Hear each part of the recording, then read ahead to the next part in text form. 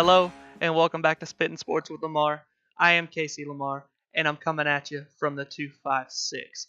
Today, this is the very first college football pick'em. Since it is week one, it will be the very first college pick'em.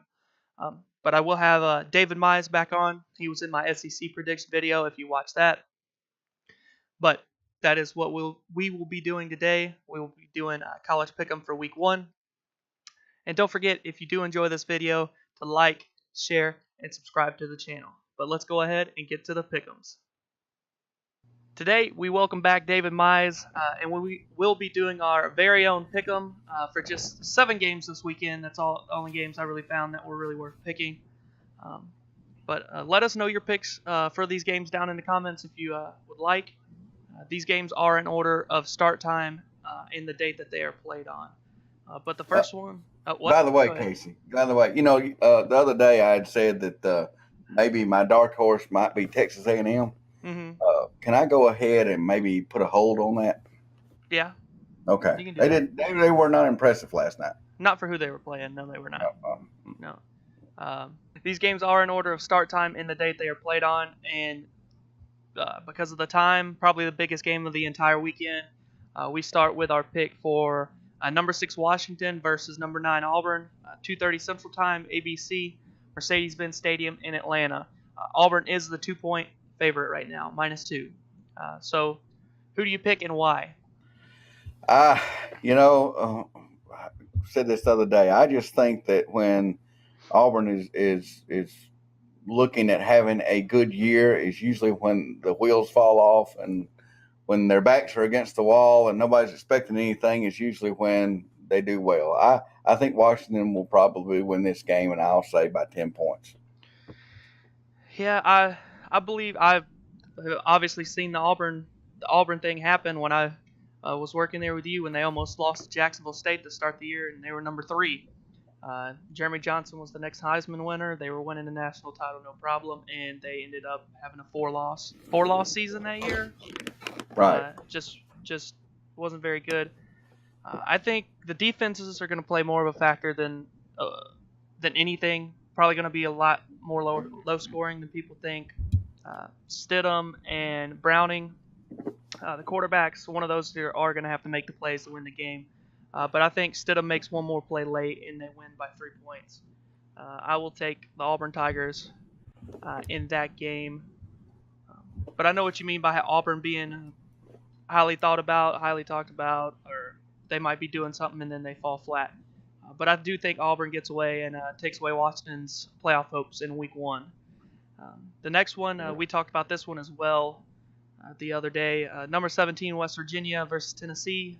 2:30 Central Time as well. CBS, Bank of America Stadium in Charlotte, North Carolina. West Virginia is a 9.5-point favorite in that one, -9.5. I agree with that. 9.5. I could probably go maybe 14. I just think that Pruitt's first year, and I'm not sure that he had a lot of talent there to really the kind of talent that he's going to want in the future. So to get things started right away. Right. So I just think they'll struggle this year a little bit. I think you'll see some improvement. I think as a whole you will, but it's just not going to happen right away. It's a long road. But yeah, I West Virginia in this one. I think that's pretty much a no-brainer. I think the other day I said 14 to 17 points. That's what I'm looking at for that one. West Virginia is the team I think they're winning the Big 12 this year with Will Greer and David Sills. But yeah, West Virginia, I think they win pretty easily. But I do want to see how Tennessee plays under Pruitt. It'll be interesting to see how the offense looks because we all know he's good with the defense, but I want to see what the offense is going to look like for Tennessee. The next one, this one, nobody's really talked about it, but it was a pretty big game last year. Number 22 Boise State, they travel to Troy, 5 o'clock Central on Saturday. The game will be on ESPN News, Veterans Memorial Stadium in Troy, Alabama. What are you looking for out of that one? If you've even thought about it. Boise State is not on that blue field, so I'm going with the Trojans of Troy. I just think that I think that that is a program that is on the rise. They've done a lot of they beat a lot of big teams the last couple of years, but I think now we're fixing to start seeing them really become a program of their own. And I expect a lot from Troy this year, so I'm looking forward to that game actually. Yeah, the line really surprises me. Boise State's a 10-point favorite. I don't see that at all.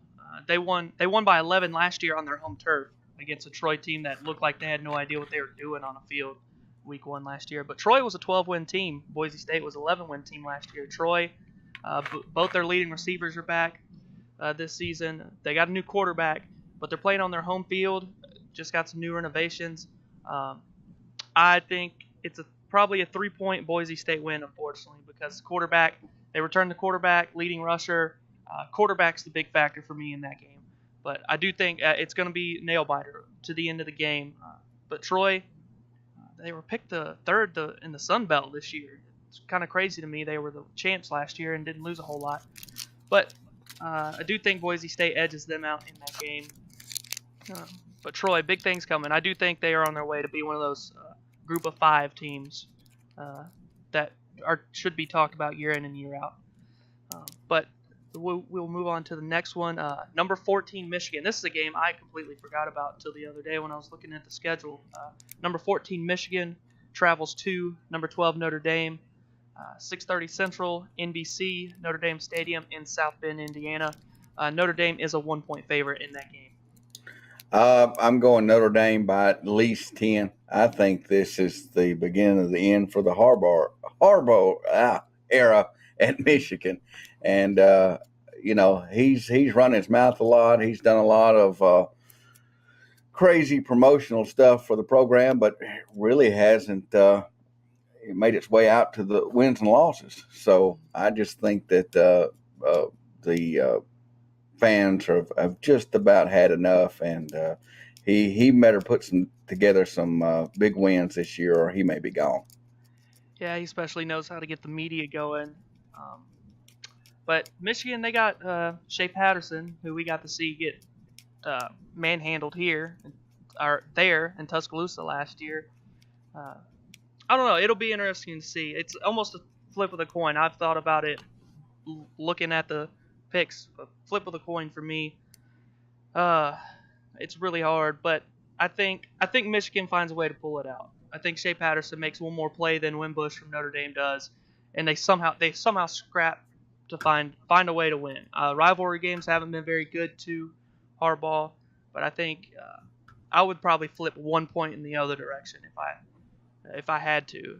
Um, but I think Michigan they just barely edge them out. Um, but you know how tough it is to play there. You saw Georgia last year win into Right. Notre Dame, and it took a Right. one-handed catch with 5 seconds left in the game basically to win it, or whatever it was. Close game, hard place to play, but Michigan, I'd say them by 1 point instead of Notre Dame. But so we'll move on to the next one, the last game from Saturday, uh, one that means a lot to you and I. Louisville, they will be playing number 1 Alabama, 7 o'clock Central, ABC, Camping World Stadium in Orlando, Florida. Well, I'm rolling with the Tide. I think 21-point win was going to be around it. I know that last I heard, I think the line was almost close to It's 30, wasn't it? 24. It's 24. 24. So I don't know that they'll cover that. I think there's going to be a lot of experiments going Mm-hmm. on as the game kind of gets out of hand and away from Louisville. I see us kind of preparing for teams down the road. I think we'll get to see a lot of players play, but at the same time, I would not be surprised to see a very sluggish first quarter.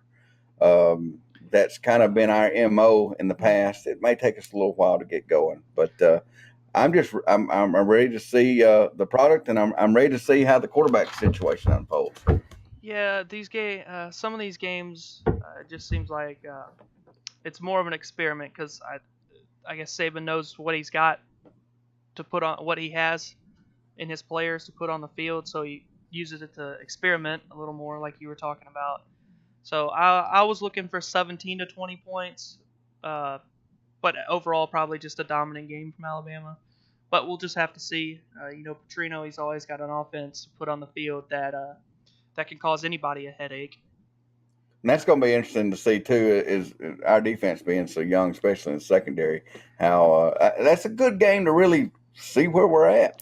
Well, see, the one thing that Louisville was doing is something that never really turns out well for people, or good for people. Wide receivers, we're talking about Louisville's wide receivers, talking about we can beat anybody in their secondary. Okay, they're young, sure, maybe, but one of their offensive linemen said something about dominating Alabama's defensive front, the strongest point of the entire team besides maybe Yeah, quarterback or running back. I think you're poking a bear that you don't want to poke when yeah, you do stuff like that. yeah, yeah. But I don't. I've never been a fan of even talking during the game. I mean, let the mhm, scoreboard do the talking for you. yeah, that's what matters the most, that score at the end of the game. Right, But yes, right. I take Alabama too, no matter who's playing quarterback. Or uh, I think Alabama 17, 20 points is probably what that game's going to be. But of course, I'm rolling with the Tide as well. Um, Sunday, September 2nd, we have number 8 Miami taking on number 25 LSU, 6:30 Central. ABC at AT&T Stadium in Arlington, Texas. Miami is a 3.5 point favorite in that game. I'm looking at Miami by at least 10. I think that this is the beginning of the end for the Coach O era. Um, and I just don't, you know, I just don't see that he's put together enough pieces of that puzzle to do anything. As a matter of fact, if I'm an LSU fan, I'm writing a letter of apology right now to Les Miles and trying to see if we can get him back. Because right now it looks like all he's doing is the Seike commercials. So, hey, I'm sure he'd come back in a heartbeat. A couple of the Seikes and the contract, and he's back.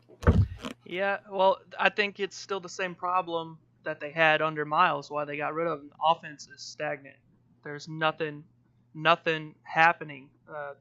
You can't rely on defense to win every football game. You got to make Right, plays on offense, and right. that's unfortunately why Les Miles was ran out of town, and that looks like why Ogeron's going to get ran out of town. They're just Yep, yep, it's all about the defense. There's yep. zero happening on the offense. Right, right, Ogeron, he knows how to recruit a guy, but it doesn't look like he knows how to turn him into a, a great collegiate player. right. Miami 3.5. That's a little small for me. I was going to say 10 points, like you did. Mark Richt, he was in the SEC for over 10 years, so he knows what he's doing when it comes to playing an SEC team and what he needs to do to get a team prepared. So Miami by 10. I think that's a good I think that's a reasonable margin. Right. But yeah, so I'm going Miami in that one as well. It's just in the long run, the Miami's got more of an offense, and it's going to be too much for LSU to handle in the end of the game. But last game, Monday on September 3rd, this one's a huge game to start off ACC play. Could go a long way to the ACC championship hopes for these teams. But you got number 20 Virginia Tech headed to Florida State, number 19 Florida State, 7 o'clock Central. ESPN, Doak Campbell Stadium in Tallahassee, Florida. Florida State's a 7-point favorite. You know, I'll be honest with you. This is probably of all the games you mentioned, the one that I probably know the least about. But you know, just being at home, I'm going to give Florida State that edge. I know they're going to have a new coaching staff and those type things, but I just think that they playing at home is going to make a difference. Yeah, they have their quarterback back too. DeAndre Francois, he will be back. The guy that played in his position, Blackman, I believe was his name. He played. Just having that experience might help. But I think I took Virginia Tech to win their division this year. Florida State and Virginia Tech's on the coastal, Florida State's in the Atlantic. They're on different sides. I took Virginia Tech to win their side, so I think Virginia Tech goes to Florida State and gets it done. New coach is the reason, I think, because Florida State with a new coach, we're really going to see what Willie Taggart, what he can do as a head football coach, because he's got the most talent he's ever had as a football coach at Florida State. Virginia Tech, Fuentes, his third year there, and he's already made strides to bring that team back from Beamer had started to fall off, and he's already doing better than Beamer through 2 years better than Beamer was at the end of his coaching career. Right. A lot of they had a bunch of holes. They have some players back that I think will get it done for them, and I think that's nail biter, squeaker. Virginia Tech by 3 points at the most probably, but I'm going to take Virginia Tech in that game. But was there any other games that you had thought about, or? No, I actually should do a better job of being prepared. It has been a crazy week here with the first game, and I'm not sure that next week's going to be any better, but I'll try to be a little bit more on top of the situations from now on. But no, I'm just looking forward to the season. I watched a little bit, like I said, Texas A&M last night. It was nice to see college football back. I wasn't impressed with A&M as I thought I would be, because I don't think Summerlin left them in that bad a shape. I think they've got some talent, but I don't know. It seemed to me that what was that team? Northwestern State, yeah. Northwestern State. Seemed to me at times they were moving the ball pretty well on A&M's defense. And what was that final score? Was it 51-7 or something? So, the score was. The score doesn't show what it really was. Right. It was only 7-0 after the first quarter, I saw. Right. They really struggled coming out, and offensively, A&M had, especially in that first quarter, they had several 3-and-outs. They just couldn't get the job done. So I was a little surprised. Yeah. Especially with Clemson coming to town. We'll find out. We'll find out a lot about A&M. That could get ugly. It could, especially with that Clemson defense. Yeah. Like I said in my ACC prediction video, the Clemson defense is much like Alabama defense. I think Clemson, if they had almost no offense, could probably ride that defense to at least the playoff. Well, defense wins championships. It does. You can ask Clemson about defenses from the playoffs last year. Right. Because Alabama, they didn't have a whole lot of offense. And the defense beat them. But anyway, that will do it for week 1 of College Pick'em. Don't forget, if you do want to see more Pick'em videos and stuff like this and much more, go ahead and subscribe to the channel. But it's time for college football. It's opening weekend. Right. But I do want to thank everybody for watching. This has been Spittin' Sports with Lamar, with my guest, David Mize. I am Casey Lamar, and I will see you all next week. See y'all. Roll Tide. Roll Tide it is.